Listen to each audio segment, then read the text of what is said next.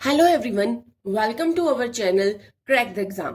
तो हम कंटिन्यू करेंगे अपना नेक्स्ट लेक्चर जो हमारा था अकाउंटिंग टर्म्स पे।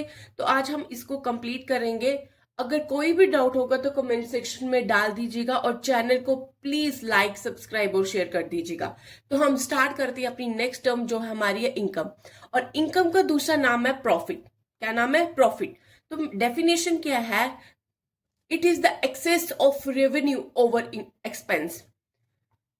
फॉर्मूला मैथमेटिकली क्या लिखा हुआ है? Revenue minus expense. तो आपको मैंने कल भी पढ़ाया था कि रेवेन्यू किसका शॉर्टकट नाम है? रेवेन्यू रिसिप्ट का। और एक्सपेंस किसका शॉर्टकट नाम है? रेवेन्यू एक्सपेंडिचर का।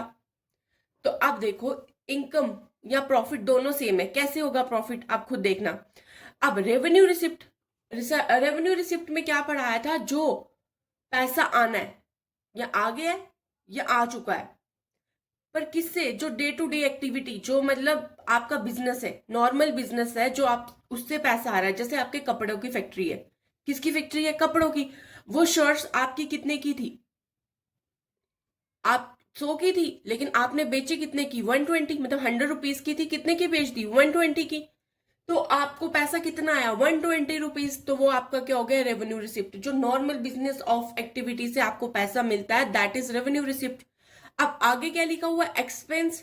अब उसको, जो शर्ट आपने बनाई, उस पे आपका कितना खर्चा आया था? आपने कहा ना 100 रुपीज की आई थी।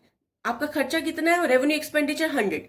तो 120 माइनस 100 कितना आंसर आया? 20। तो 20 रुपीज आपके पास क्या होगी? इनकम या प्रॉफिट। तो समझ आया इनकम और प्रॉफिट क्या होता है? कि जब रेवेन्यू ज्यादा होता है एक्सपेंस से, जब हमारे पास पैसा ज्यादा आता है खर्च करने से, जो हमने खर्चा किया वो कम है, लेकिन जो हमारे पास पैसा आ रहा है वो क्या है? ज्यादा। तो उसको क्या कहते हैं? इनकम या प्रॉफिट। तो याद रखना, यहाँ पे कैपिटल वर्ड मत यूज करना।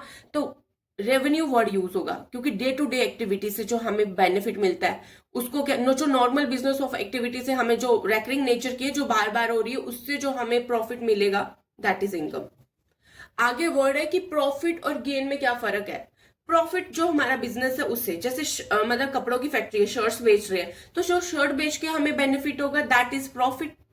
लेकिन अगर उसी कंपनी में कुछ ऐसा सामान पड़ा है, जैसे कोई चेयर टेबल, उसको बेच के जो हमें बेनिफिट मिलेगा, दैट इज गेन।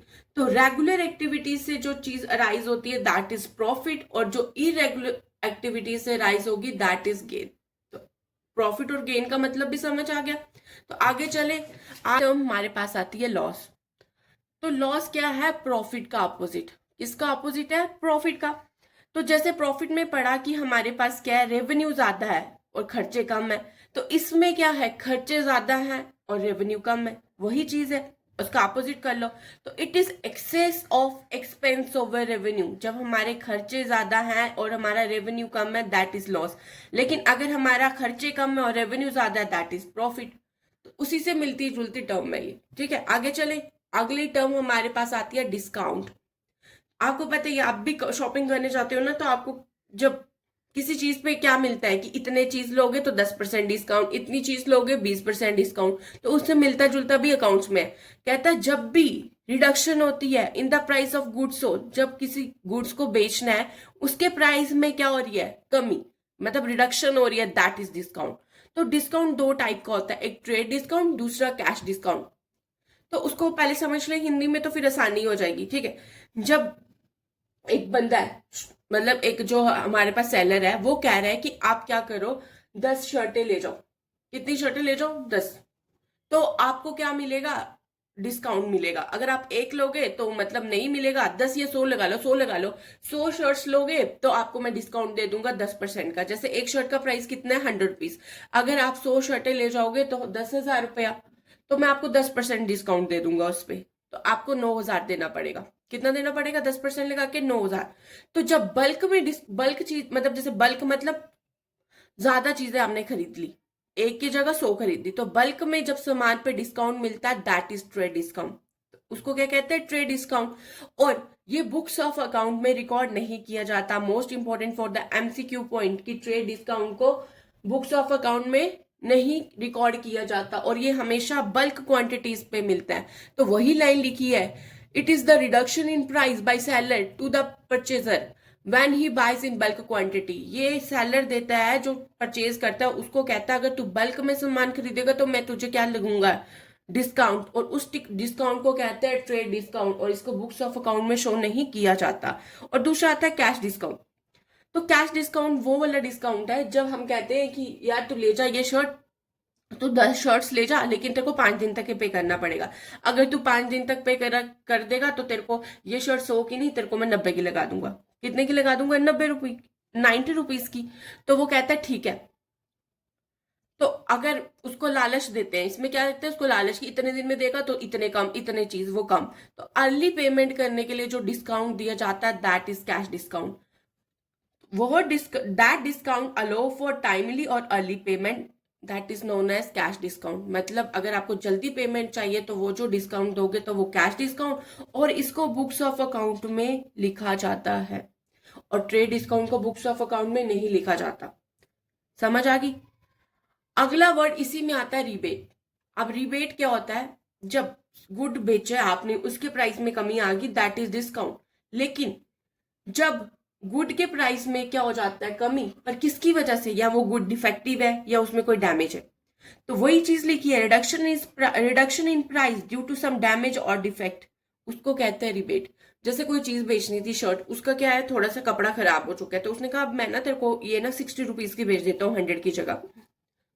ठीक है, तो आप क्या करो, ले लो इसको, तो उस चीज को बोलोगे रिबेट, तो वो डिस्काउंट नहीं होगा। जब कोई चीज डैमेज या डिफेक्ट है, उसको बेचना, उसके प्राइस में कमी आना, दैट इज अ रिबेट। समझ आ गया? चले अगली टर्म पे। ठीक, तो अगली टर्म हमारे पास आती है बैड डेट्स। तो बैड डेट्स क्या होते हैं? आपको पता है ना, डेटर कौन है? जिसको हमने उधार पे सामान दिया। जैसे हमने शर्ट उसको बेच दी 100 रुपए की, तो हम उसको कहेंगे कोई नहीं, तू हमें कल दे देना, या मतलब 1 हफ्ते तक पैसे दे देना। तो वो मान लिया क्या, डेटर। लेकिन 1 हफ्ते तक उसने पैसे ही नहीं दिए, वो भाग गया, तो वो आपके लिए क्या है? Bad debts. वो पैसा, वो डेट जो आप रिकवर ही नहीं कर पाए, that is known as bad debts. Debt which is not recoverable, जिसको आप रिकवर नहीं कर सकते। आगे टर्म पे चले। आगे टर्म्स है गुड्स, इन्वेंट्री या स्टॉक, कुछ भी बोल सकते हो। तो गुड्स, इन्वेंट्री क्या चीज है? जो आप ना चीज बिजनेस या प्रोड्यूस कर रहे हैं, या आप उसको खरीद के ला रहे हो ताकि आप उसको बेच सको बिजनेस में, उसको क्या कहते हैं? गुड्स। वही चीज लिखी है, दीज आर द आइटम, या आप उसको खरीद रहे हो, परचेज, या फिर बिजनेस प्रोड्यूस कर रहे हैं for the purpose of sale, ताकि आप उसको बेच सको, दैट इज गुड्स। उसको क्या कहते हैं? गुड्स। अब वो गुड जो बिके नहीं एक पर्टिकुलर डेट में, जो अनसोल्ड है, उसको कहते हैं स्टॉक। एक पर्टिकुलर डेट में, जैसे आज की डेट है, आज आपके पास जो गुड नहीं बिके उसको क्या कहोगे आज की डेट में? That is stock. क्या बोलोगे? स्टॉक। तो हमारे पास 2 टाइप के स्टॉक है, एक ओपनिंग स्टॉक, एक क्लोजिंग स्टॉक। तो जो stock beginning of the accounting year में हमें मिलता है उसको कहते हैं ओपनिंग स्टॉक। जो स्टॉक बच जाता है at the end of the accounting year में, उसको कहते हैं क्लोजिंग स्टॉक। जो स्टार्टिंग अकाउंटिंग पीरियड के स्टार्ट होने में मिलेगा, दैट इज ओपनिंग। और जो खत्म होने के एंड दिन, मतलब जैसे कि 31 मार्च को था, ठीक है, 31 मार्च को जो अकाउंटिंग ईयर मतलब खत्म हो रहा है, दैट इज क्लोजिंग स्टार्ट। लेकिन जब अगले नेक्स्ट आएगा अकाउंटिंग ईयर 1 अप्रैल, तो उसका जो बचा होगा वो अगले दिन का क्या बन जाएगा? Opening stock. क्या बन जाएगा? Opening stock. अब इसके भी 3 कंपोनेंट है स्टॉक के, एक रॉ मटेरियल, एक वर्क इन प्रोग्रेस और एक फिनिश्ड गुड। देखो रॉ मटेरियल क्या, अब सपोज करो कि आपने शर्ट, आप कपड़ों की फैक्ट्री, शर्ट की फैक्ट्री बोलो ना, शर्ट की फैक्ट्री के लिए आपको क्या चाहिए? कपड़े चाहिए, नलकी चाहिए, ये सब कुछ चाहिए, थ्रेड वगैरह ऑल दिस चाहिए, दैट इज रॉ मटेरियल। फिर वर्क इन प्रोग्रेस, फिर आपने उसको थोड़ा सा क्या कर दिया, कटिंग वटिंग कर दी, थोड़ा प्रॉपर उसकी स्टिचिंग नहीं, अनस्टिच्ड सूट आते हैं, that is work in progress. और फिनिश्ड गुड्स, पूरी शर्ट्स या पूरी क्या होगी, तैयार होगी proper, that is finished goods. तो ये कंपोनेंट ऑफ स्टॉक्स है। तो समझ आ गया? गुड्स वो चीज जो आप खरीद के लाते हो या कोई बिजनेस प्रोड्यूस कर रहा है ताकि आप उसको बेच सको, दैट इज गुड। अगर वो गुड एक पर्टिकुलर डेट पे बिका नहीं है, अनसोल्ड है, दैट इज स्टॉक। तो 2 टाइप के हैं, ओपनिंग स्टॉक और क्लोजिंग स्टॉक। वो जो स्टॉक जो बच गया end of the accounting year, तो उसको क्या कहते हैं? क्लोजिंग। और जो नेक्स्ट डे आएगा अकाउंटिंग ईयर 1 अप्रैल को, जो बचा है वो next beginning of the accounting year में जो स्टॉक है, दैट इज ओपनिंग स्टॉक। चले अगली टर्म पे, और अगली टर्म है हमारे पास आती है परचेजेस। क्या आती है? परचेजेस। परचेजेस का क्या मतलब है पहले सुन लो। इसका मैंने लिखा है डेबिट बैलेंस, क्रेडिट बैलेंस। ये आगे जब नेक्स्ट लेक्चर आएगा ना आपको समझ आ जाएगा, बट मैंने फिर भी लिख दिया पहले ताकि आप जब रिवाइज करो तो आपको आसानी हो जाए। तो परचेजेस की क्या डेफिनेशन लिखी है? It means purchase of raw material for manufacturing entities और purchase of goods for resale.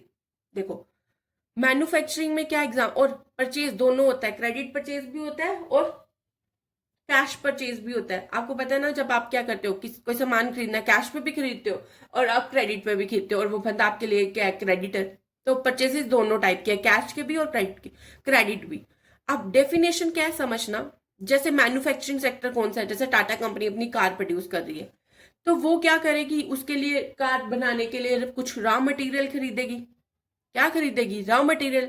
और दूसरा, हमारे पास कोई मतलब शॉप है, मतलब जैसे कोई ट्रेडिंग सेक्टर है, वो क्या करती है, वो बनाती नहीं है, वो क्या करती है, गुड्स खरीदती है, रॉ मटेरियल नहीं खरीदती। रॉ मटेरियल होता है आपने उसे बनाना, वो रेडीमेड गुड मिलता है और उसको बेचता है, दैट इज ट्रेडिंग वाले। तो आप देखो स्टेशनरी की शॉप है, जैसे उसने कोई पेन बेचना है, तो वो पेन बनाएगा नहीं, वो सिर्फ खरीदेगा और आगे उसको बेच देगा। तो वो वाली shop that is stationary shop. वो कौन सा यूनिट आ गया? ट्रेडिंग। तो ये क्या करता है? परचेज ऑफ गुड्स, ये गुड्स को खरीदता है। लेकिन जो मैन्युफैक्चरिंग है वो परचेज करता है रॉ मटेरियल की। याद रखना, ये गुड्स को नहीं खरीदता, ये किसको खरीदता है? Raw material. और जो ट्रेडिंग शॉप, स्टेशनरी शॉप है, इसने गुड्स को खरीदा ताकि उसको बेच सके। पेन खरीदी है या कॉपीज खरीदी, वो बना नहीं रहा है, वो उसको क्या कर रहा है, खरीद रहा है ताकि उसको क्या कर सके, रीसेल। लेकिन जो मैन्युफैक्चरिंग सेक्टर है, ये रॉ मटेरियल खरीदता है, फिर आगे आगे स्टेप वाइज बनाता जाता है और लास्ट में ये देता है प्रॉपर। ठीक है, तो ये परचेज की डेफिनेशन है।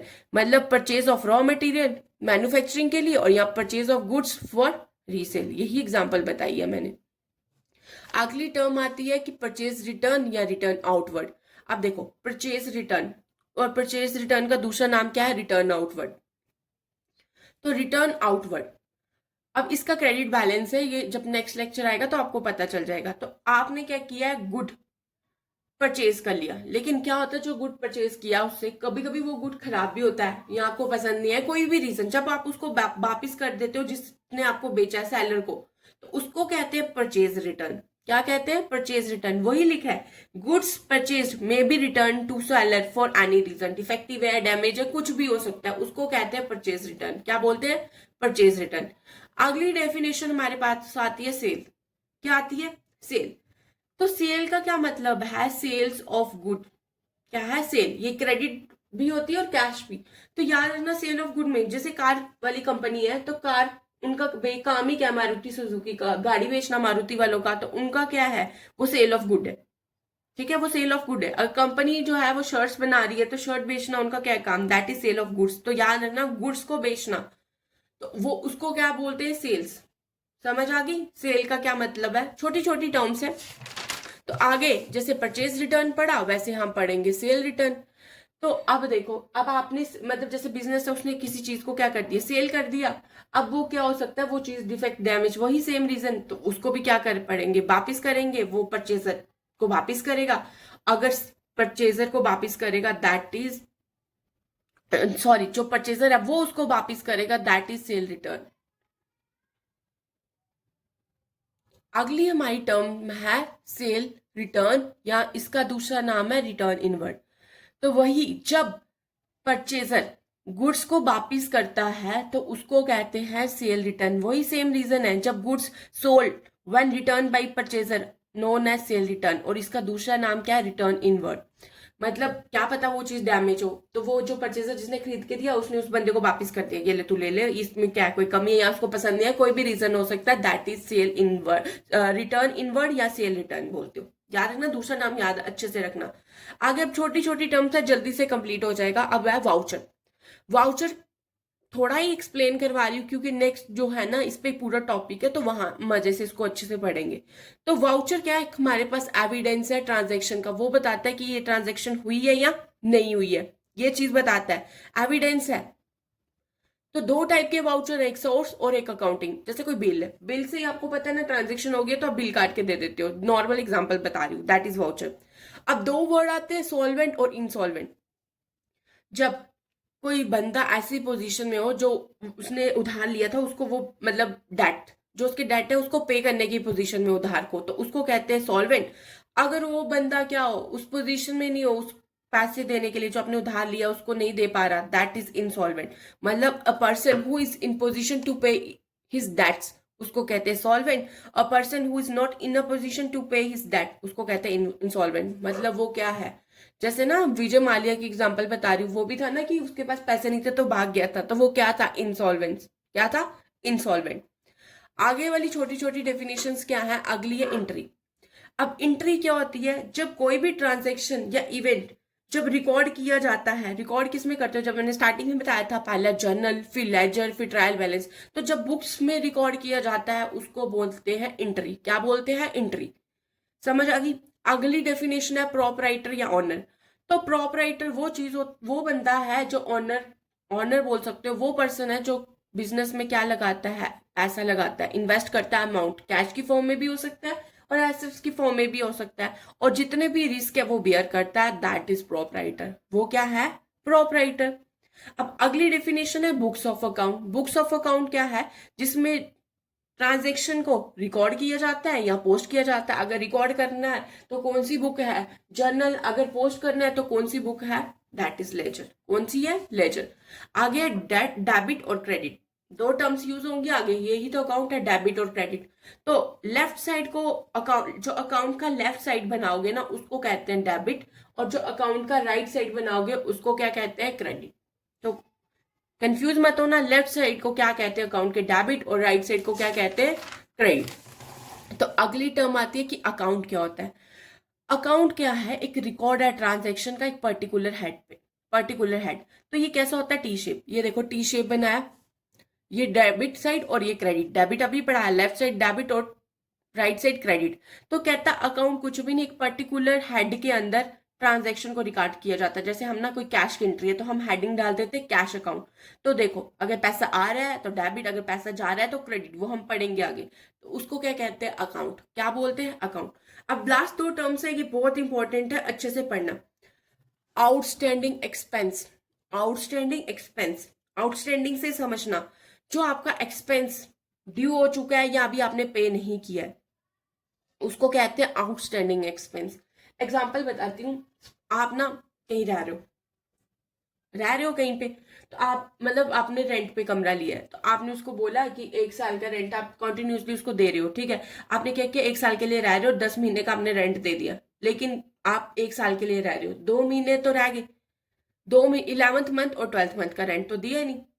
आप उसमें रह रहे हो 1 साल के लिए, तो जो 2 मंथ आपके बचे, आपने उस पे रह लिया है लेकिन उसको रेंट नहीं दिया है, तो वो आपका क्या है कि ड्यू हो गया, आप या आपको उसको पे करना है। आपका खर्चा जो क्या है वो अनपेड है, उस 2 मंथ का जो आप उसमें रह चुके हो। तो उस चीज को क्या कहते हैं, आउटस्टैंडिंग एक्सपेंस। वो expense that has incurred during the accounting year but not paid, और आपने उसको पे नहीं किया, 2 महीने तो रह लिया लेकिन 2 महीने का रेंट नहीं दिया, दैट इज आउटस्टैंडिंग रेंट। और जो चीज आपने नहीं दी वो आपके लिए क्या है, लाइबिलिटी, क्योंकि आपको देनी है। तो आपको देनी है तो आउटस्टैंडिंग एक्सपेंस क्या हो गया, लाइबिलिटी। लेकिन आपको पता है रेंट 1 साल के अंदर अंदर पे करना पड़ता है, वरना निकाल भी देते हैं। तो ये कौन सी लाइबिलिटी होगी, करंट लाइबिलिटी। कौन सी होगी, करंट लाइबिलिटी। तो आउटस्टैंडिंग एक्सपेंस का क्या मतलब है, वो एक्सपेंस जो अनपेड अभी देना है या आपका ड्यू हो चुका है। और याद रखना ये हमारी करंट लाइबिलिटी है। और आज लास्ट टर्म हमारी अकाउंटिंग की वो है प्रीपेड एक्सपेंस। तो आउटस्टैंडिंग अभी हमने देना है, प्रीपेड हम दे चुके हैं, पहले दे चुके हैं। जैसे आपने ना 1 साल के लिए रहना है वहां पे, तो आपने रेंट एडवांस में दे दिया, तो आप उसका बेनिफिट 1 साल के लिए उठा रहे हो मजे से, ठीक है। तो या फिर एक एग्जांपल ले लो सैलरी। किसकी एग्जांपल ले लो, सैलरी की। तो अब आपके ना, अब कंपनी में आप बंदे को रख लेते हो, या आप खुद की एग्जांपल ले लो। आपको सैलरी ना 1 महीने के काम करने से पहले मिल गई 1 महीने से पहले, तो आपको एडवांस में मिल गई। लेकिन अब क्या होगा, जो कंपनी है वो आपका बेनिफिट 1 महीने के लिए उठाएगी ना, क्योंकि उसने तो अपनी लाइबिलिटी, आपको जो पैसे थे उसने तो दे दिए 1 महीना पहले ही। लेकिन उसके बदले आप कंपनी को क्या दोगे, बेनिफिट दोगे कुछ ना कुछ काम, तभी तो कंपनी आपको रख रही है ना। तो जब किसी चीज का इकोनॉमिक बेनिफिट मिलता है, तो मैंने आपको एसेट्स की डेफिनेशन पढ़ाई थी, जिसका फ्यूचर में कोई इकोनॉमिक बेनिफिट मिलता है, that is asset, that is asset. तो और 1 साल के अंदर मिलेगा, क्योंकि सैलरी 1 साल के अंदर अंदर तो मिलती है, दैट इज करंट। तो वो क्या है, करंट। तो प्रीपेड एक्सपेंस हमारा क्या है, करंट एसेट। वही चीज लिखी है it is an expense that had been paid in advance, जो आपका खर्चा जो आपने उसको पहले ही दे दिया। अब क्या है, तेरे को सैलरी पहले मिल गया, अब तो उसके बदले हमें क्या दे, बेनिफिट दे, और benefit of which will be available in the next accounting year. मतलब एक साल के अंदर या एक मंथ मैंने एग्जाम्पल दिया, तो आपको नेक्स्ट अकाउंटिंग ईयर के लिए उसका क्या मिलेगा, बेनिफिट मिलेगा। तो एग्जाम्पल है प्रीपेड सैलरी, और प्रीपेड सैलरी को हम कौन सा एसेट बोलते हैं, करंट, और आउटस्टैंडिंग एक्सपेंस को कौन सी कहते हैं, करंट लायबिलिटी। तो अगर कोई भी डाउट है तो प्लीज कमेंट सेक्शन में डाल दीजिएगा, और इसी के साथ हमारी अकाउंटिंग टर्म्स कंप्लीट होती हैं। तो हम नेक्स्ट लेक्चर में मिलेंगे, जिसमें हम पढ़ेंगे टाइप्स ऑफ अकाउंट्स क्या होते हैं, रूल्स क्या हैं, अकाउंटिंग प्रिंसिपल, अकाउंटिंग एग्जम्पशन। तो प्लीज चैनल के साथ बने रहिए। Thank you everyone for watching.